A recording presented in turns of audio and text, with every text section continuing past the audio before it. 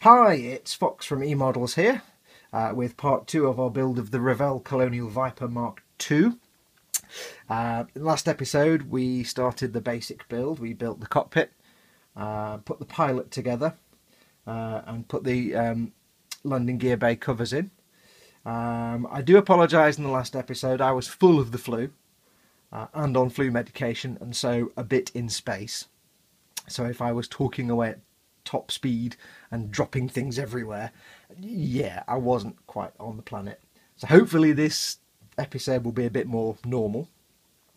I've done a little bit of work off camera, not much, but I was sitting there gagging to get on with the build, so I couldn't stop myself. Only basic stuff. I've glued the wings together. I need to clean up around the edges where the seam lines were. The seam lines were quite fine, so what I've actually done is just, rather than fill them with putty, I've just used the liquid glue very gently on there to fill a little bit, so I can now sand them, and hopefully, all being well, no filler will be required. They were clamped with pegs, so they stuck together quite well. I also primed and filled the pilot. I'll just give you a glance of that if I can get him in. There were some big gaps on his shoulders, which was a bit rubbish, so I've just filled them in very lightly with Tamiya white putty. I've not sanded them yet, I'm leaving it to cure. That was done yesterday. So what we'll do at some point is sand those down, and then he's ready for painting then. A few of the details have popped a little bit after I primed him, but we'll get that filed and sanded. Okay, what else did I do? Now, the other thing I did was come up with a cunning plan. I want to add some weathering to the cockpit. I want to add some paint chipping. I looked at reference pictures online of the actual stage set of the Viper, and the cockpit is scruffy and chipped and battered.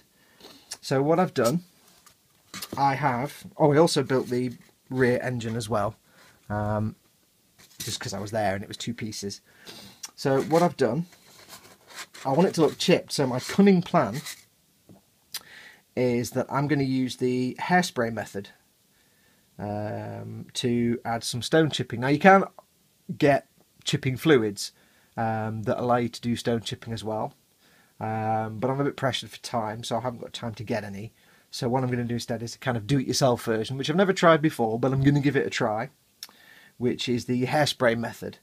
What I'm basically going to do, I have primed, just bang my elbow, get me focus. I've primed the cockpit and I've painted it, spray painted it Tamiya flat aluminium, so it's nice and silvery and shiny. I've also done the same with the sidewalls and the front fascia. Now what I'm planning to do is, that's going to be basically the metal undercoat for the whole thing. The plan is, seal this with a varnish, then spray it with hairspray, and it's just any old bog standard hairspray from the shop. You can go for the cheapest, it doesn't really matter. Spray it with hairspray. Then on top I will paint the cockpit base colour, it's a grey, and then using water and a cocktail stick and maybe a cotton bud, I will very gently try to chip some of that paint away. Now the hairspray means that your chipping won't affect the paint underneath, but it will take off the paint on top and it will expose the flat aluminium underneath. Hopefully it will look like bits where the paint has flecked off. I'm not going to do a lot, just a little bit, just a tiny amount, just to give it the look of some wear and tear. Then I'll go on and do other weathering techniques and paint the pilot's couch, as I like to call it. A little reference back to Elite there, if anybody remembers playing that game in the late 80s. Now I sound like a massive nerd. So what we're going to do, what we need to do is basically spray this with hairspray first, let that dry, and then add some coats of the paint. And I'm going to do the same on the front panel and the side walls as well. These are all covered in flat aluminium. So I'm going to try and record spraying it. I don't know if the sound will come out. If it works, what will follow is a shot of me, is some film of me spraying it. If it doesn't work and I can't record, you can't hear me over the spray booth, I'll just come back to you and show you the after effect of the spraying. So let's go and dive into the spray booth. Right, here we are in the spray booth. This is my little spray booth I've had for a couple of years. Got it from eModels. It's nothing fantastic, it's nothing massive. It's just a big sucky tube that takes all my paint fumes away out the window. It's not massive, so I'm restricted. I can't make big massive kits. When I made my fine moulds 1/72 Millennium Falcon, I had to do that outside in the garden on a nice sunny day. I also sometimes, if I'm desperate, I have a tent I can put up in the garden with a proper mask and spray in there. But for most kits I can spray in here, no problem. It's a little revolving base.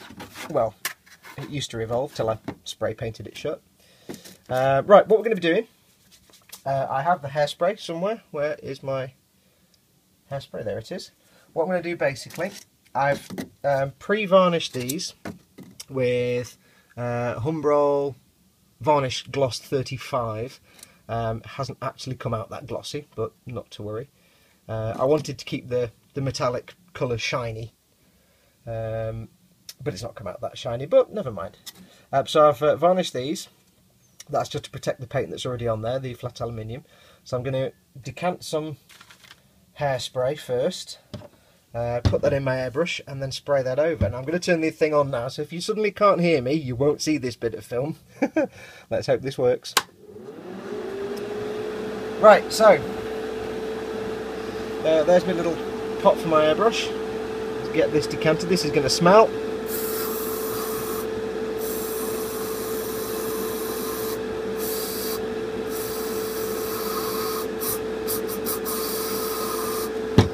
That's probably more than enough.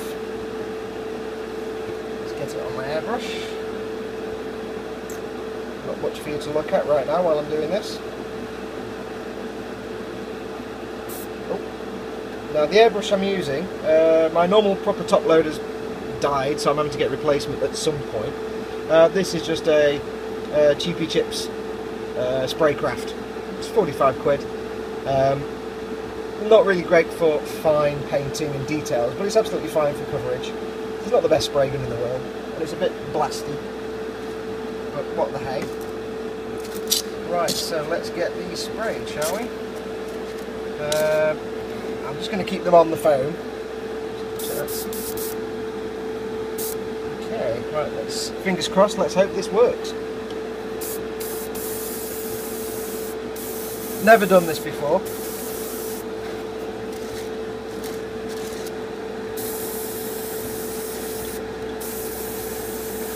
Looking to get some good, decent coverage.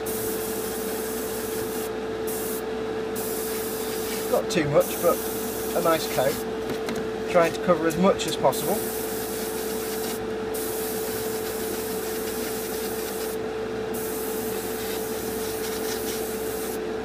Probably a little too much, but should be fine.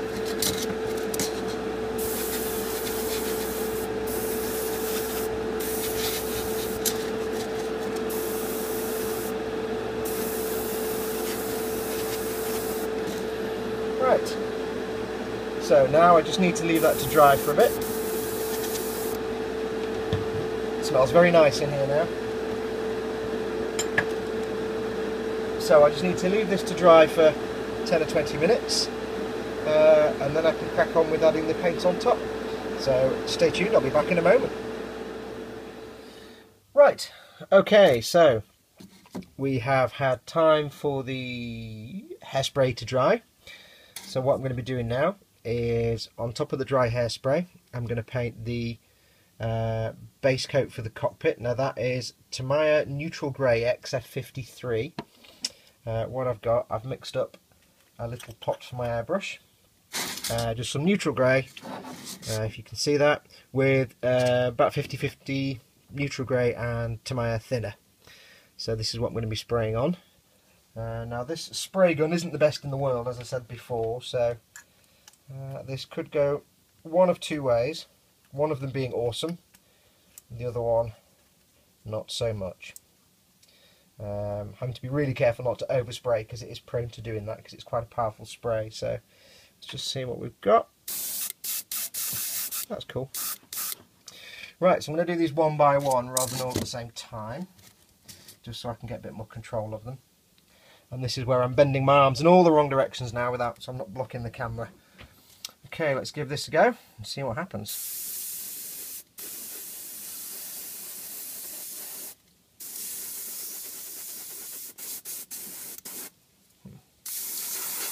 Oh, there we go. Oh, fan, that's a point. Put my fan on. Idiot!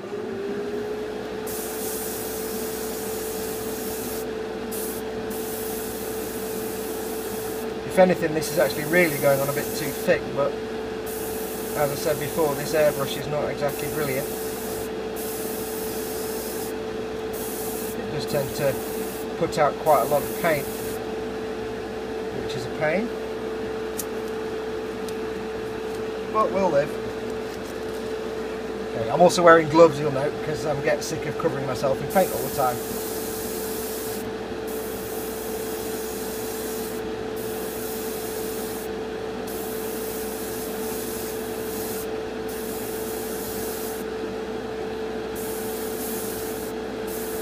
Now I'm sure some of you might be watching me do this and thinking, my God, he has the worst spray technique in the world. Well, I'm not a professional, nor have I ever claimed to be. I can't get this back in the phone. I'm just somebody who does this for fun, really. So, I like to think I get good results, or at least not terrible results. There we go. The brush is kind of sorting itself out now.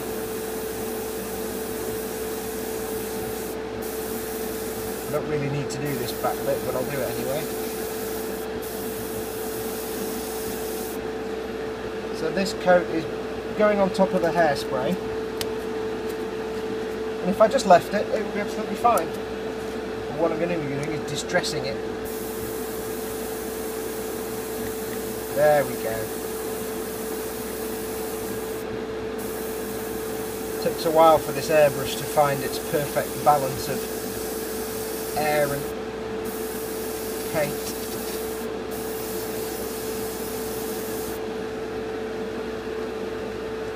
Right, so that's all these nicely painted. I hope you saw all that because I can't look at what I'm recording while I'm recording.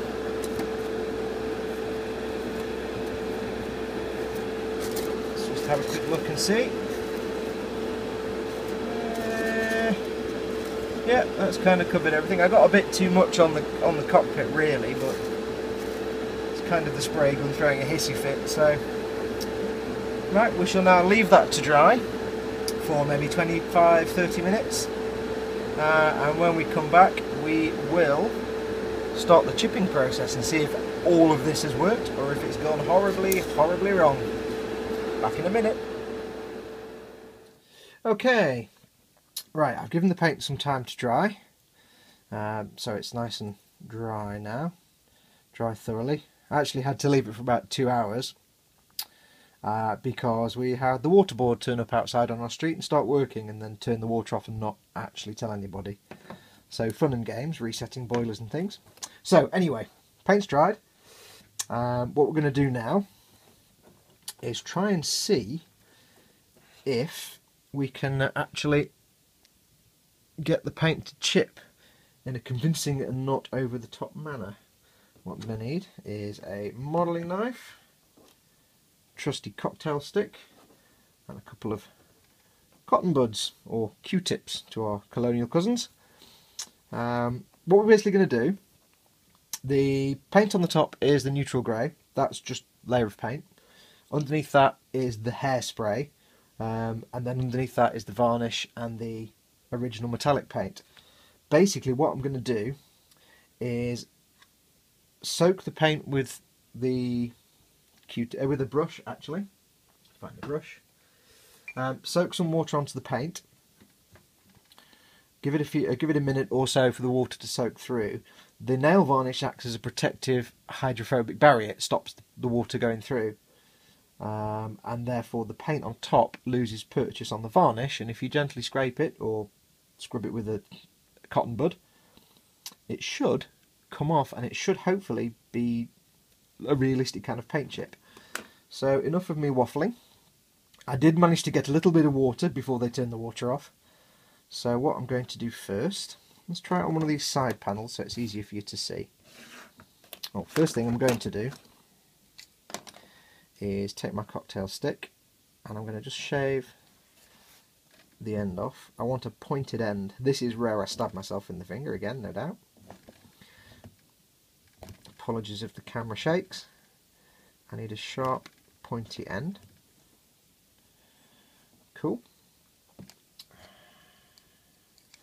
Now, mess. Right, so let me just make sure you're in focus. So, the first thing I need to do is soak the water onto the piece. See how well this works. Now, it doesn't look like it's going anywhere, but it should sort of soak through, and you can overdo it. You can be really generous with the water. While I'm doing this, I'll update you, I did a little bit of research on this Revell kit. If you remember in the last episode, I was saying that I wasn't sure how you can have the Revell kit and the Mobius kit, and they look very, very similar. Apparently, Revell have the license to distribute the kit in Europe. And it is actually the Mobius kit, it's the Mobius moulding. If you look on the inside of one of the wings, there's the Mobius Models logo. It seems that Revell have basically licensed their master mould and produced their own print of the kit.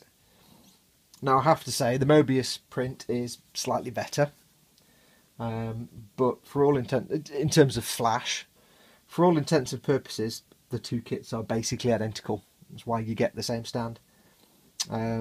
So if you're choosing between the Mobius kit or the Revell kit, to be honest, either is fine. A bit more flash on the Revell kit. The only difference with the Mobius kit is the pilot is resin, not plastic. Slightly better quality. And it's also 1/32 scale, because it's the same as the Mobius, which is 1/32 scale. Right, that's soaked in a bit. Let's give this a try, shall we? Now, I've never done this before, like I said, so this could just go nowhere, or it could look awesome. So I don't know if you can see this. Let me just check focus. Right, let's see what happens. Possibly nothing at all. Oh, no, there you go. It's actually quite easy. It's actually quite extreme as well. So what I'm doing, I might do this with the cotton bud just to make it more subtle, but around the edges here I'm going to just gently expose that to show some chipping. Now, if I'd been thinking about it and prepared properly, I would have used something like Alclad, which are metallic paints, and they're actually metallic, so they look much better than normal paints.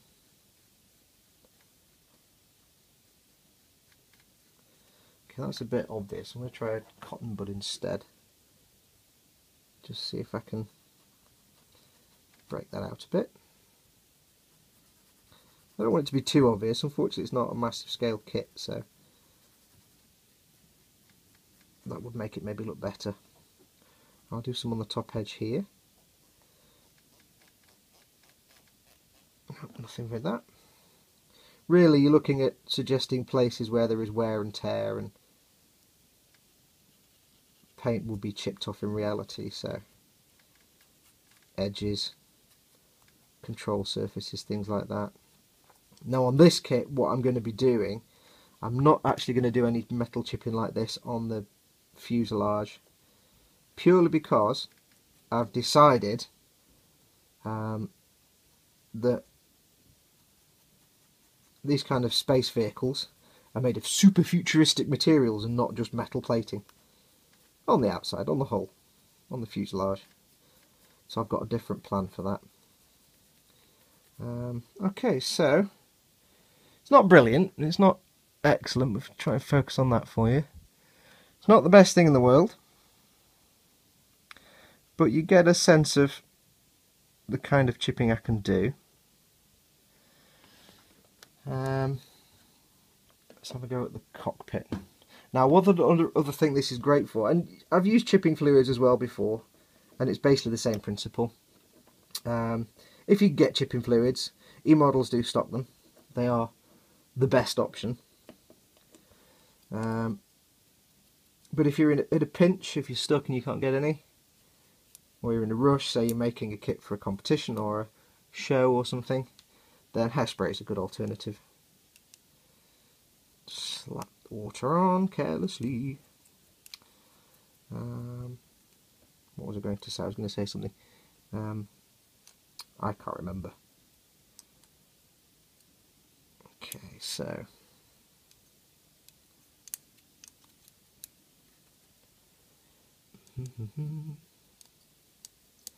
just let that soak for a minute.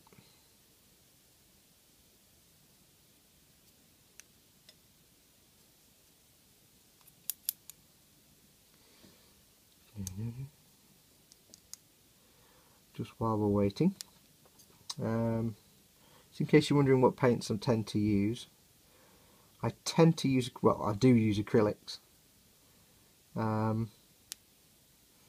Mostly Tamiya paints, just because I've been making kits for 30 years and I've kind of got used to them. But I do actually mean to, excuse me, try the Vallejo paints at some point. But I absolutely can't stand enamels at all.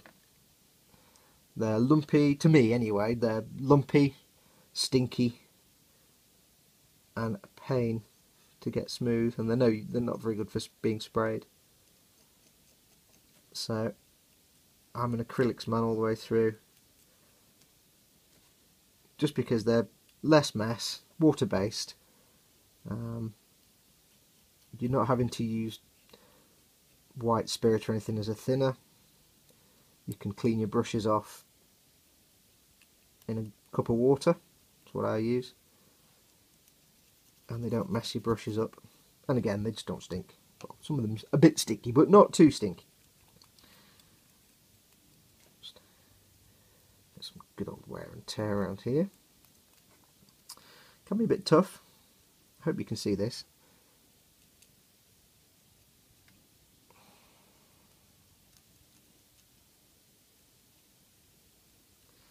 Trying to kind of do it in a common sense sort of way where there'd be the most traffic, so there'd be exposed metal and such around edges and corners.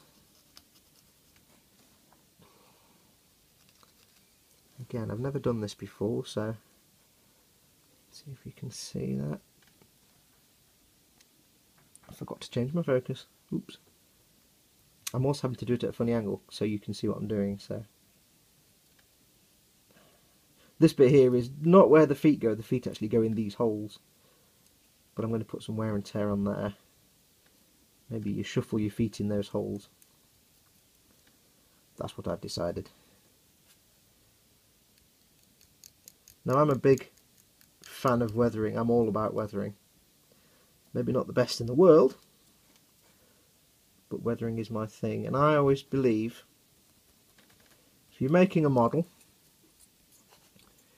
you can do a nice shiny model if you're doing a sports car or something, or a fighter plane. Yeah, it's not a problem. But it's always more interesting if you try and tell a story with whatever you're making. So I can put some scratches on this control stick here. And although, you know, you might be making a tank or a plane, and you could make it like it's just rolled off the factory floor.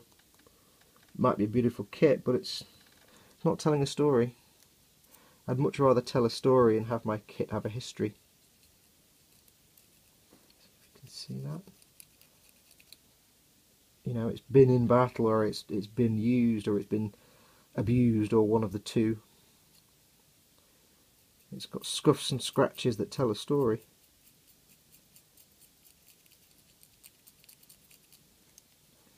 And I do tend to find myself standing around outside sometimes, at work or anywhere, looking at vans and trucks that are making deliveries to the industrial park where I work, and I find myself looking at them and studying where the dirt is, where the grime is, where the wear and tear is, you know, which surfaces have got rust on them, which surfaces are nice and clean. How does the rust fall? Does it fall in a logical way? Does it fall where the rain would go? Obviously it does.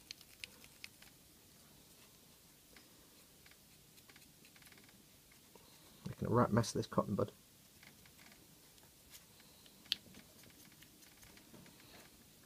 And it's good practice if you want to start weathering something. Just look around at mucky things in real life.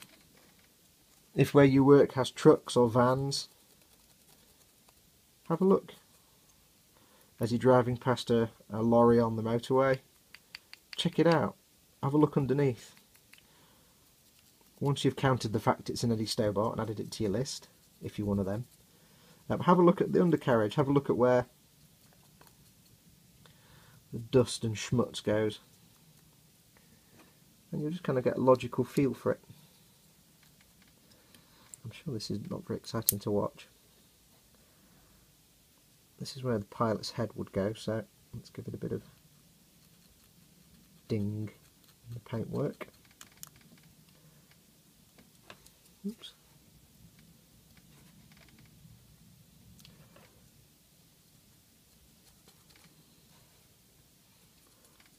It's not coming out quite as I'd hoped. I don't think I've quite got the hang of it, but it is my first time. So, using this method, put my teeth in again. Now I'm obviously going to paint the pilot's couch later on. It's not going to be this grey.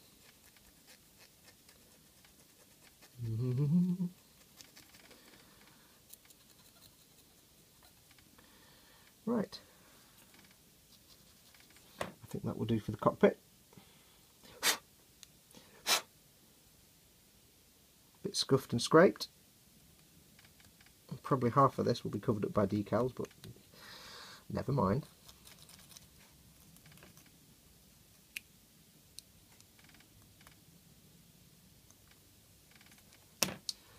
Okay, there is more weathering to go on here as well. So I'll just get my fat brush.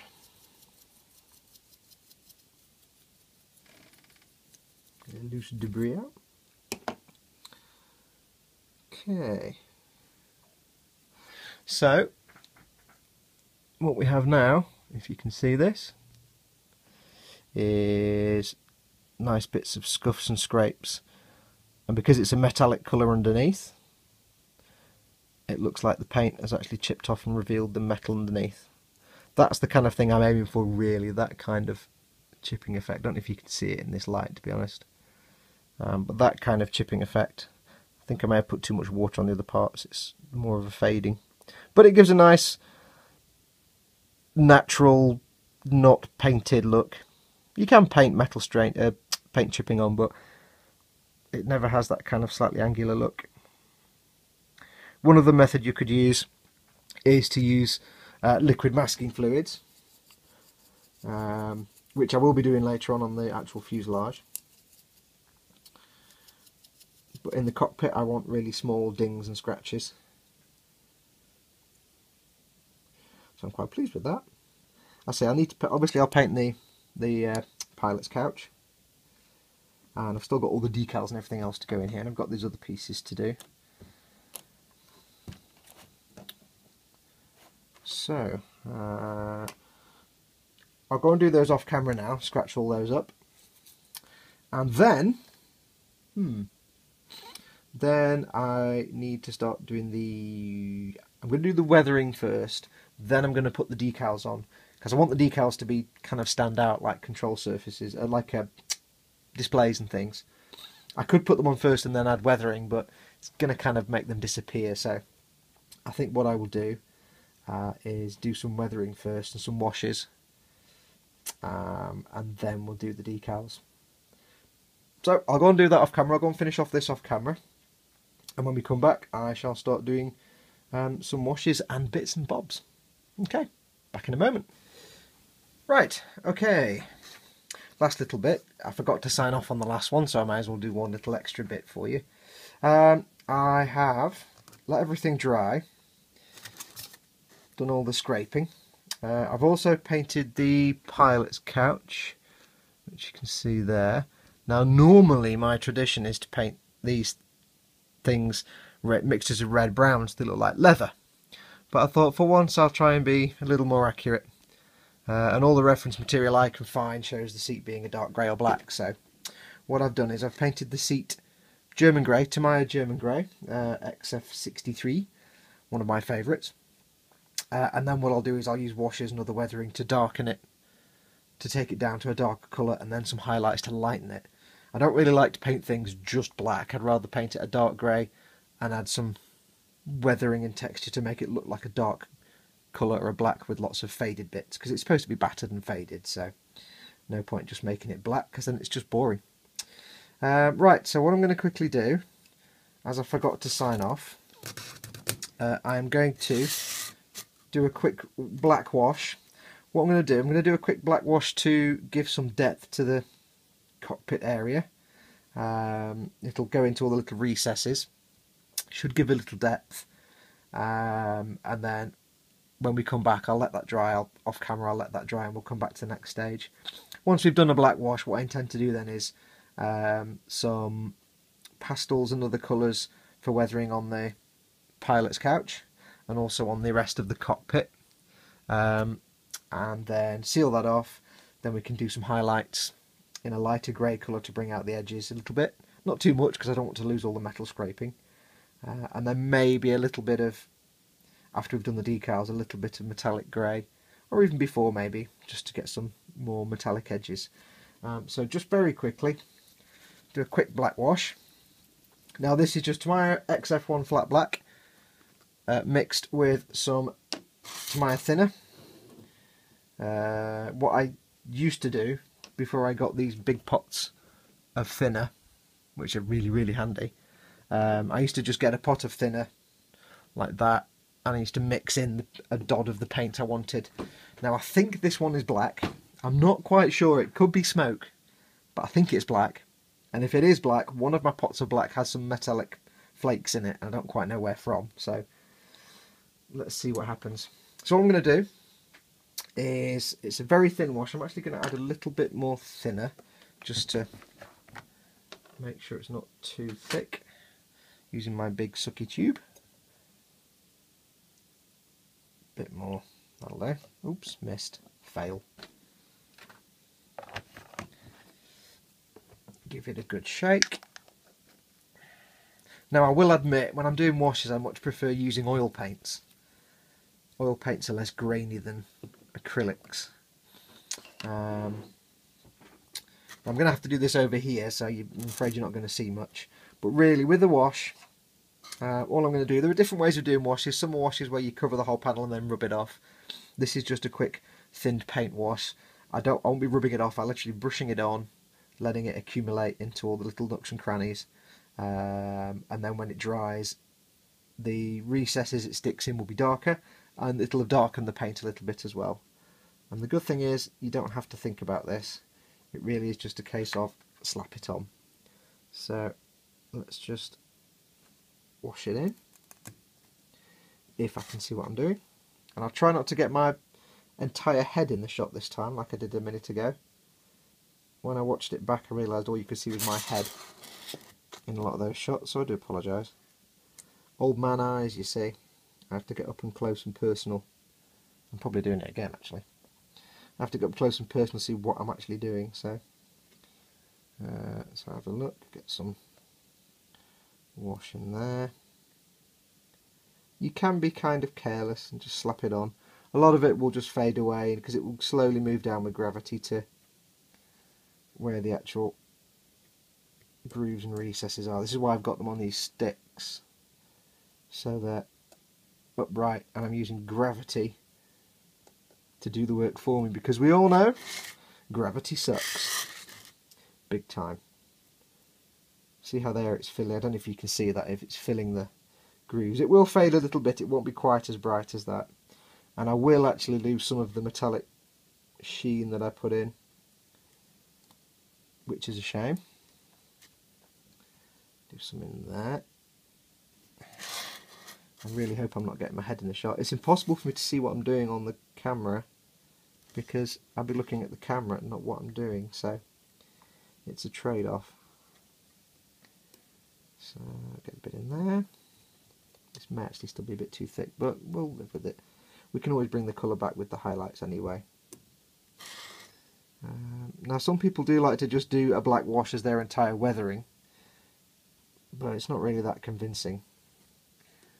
Some people prefer to airbrush the wash, and that's absolutely fine. It's probably a better way of doing it, a more delicate way of doing it. But it's late at night, and I can't be racking up the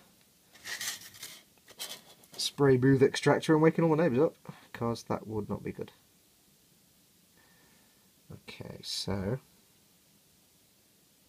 it's actually bringing a bit of the paint off here, which is not awesome, so I've got to be careful on that pilot's couch. See how it's going in the lines there? It'll just give a bit of darkness, and again, I'm not too fussed if it's mucking up the colour too much, because I will try and bring it back with some highlights and other shades. So just do a bit on here. Doesn't need to be anything too major. One thing I also discovered when I was off camera was that the piece number 22 and 24 on these side panels, I had forgotten to file it off. So I quickly attended to that and dry brushed some of the neutral grey over the top to cover up my sanding marks. Really hope I've not got my head in the shot all here. If so, I do apologise. It's live on air, folks. If I screw up, I screw up. Well, it's not live when you're watching it. It's live when I'm doing it. I also did a little bit of filing on the Dradis screen here, because there was some gloopiness from the clear glue. Let's go around the back here. You have a look around the back of your dashboard on your car, it's a cesspit of dust and nastiness. So basically I'm basing this on my car, which is a cesspit of dust and nastiness, which, considering my day job is detailing, it's not very good. Right, so that'll do for that wash. It's only a quick wash, it's just to kind of emphasise the low lights a little bit. I'll leave that to dry now. When we come back, I will plan my next move. I've got to try and think ahead a few steps, and then with modelling you have to think ahead a few steps. I want to put the decals on, but I want to keep them looking nice and shiny and standing out a little bit, so I'll do all the weathering. So after the black wash, I'll probably do some dry brushing on the pilot's couch to bring out the light shades. Might have to do another wash to get the colours back again, and then I will do some pastels just to break up the colour a bit. Some detailing pastels on there just to make it less grey, and then I'll varnish those in. Those will be locked in. Do a little bit of dry brushing over the top to bring out the raised details. Varnish that, and then with a gloss varnish, and then I can do my decals. So that will do us for this episode. Not terribly exciting, but it's all good fun. I will see you again next time. As always, oops, that's a bit messy. Look at me, I'm messing up the logo. As always, for all your modelling needs, pop along to emodels.co.uk. They've got just about everything you need, and as I always say, if they haven't got it, you don't need it. And its service is impeccable. Last time I gave you the wrong address for the Facebook page. It's facebook.com/emodelsuk. If you go to just /emodels, it's some Polish modelling site, as in photographic models. It's not the right page. So oops about that. Yep, go along to emodels.co.uk. Loads of stuff, big range, smart guys. And facebook.com/emodelsuk. Nice little community, really great. You'll have a laugh. Post up photographs of your pieces, show them off to the world. Sometimes they'll swap them around to the front page for extra cool showing off. And that's about it. We will catch up with you next time. So until next time, hasta mañana.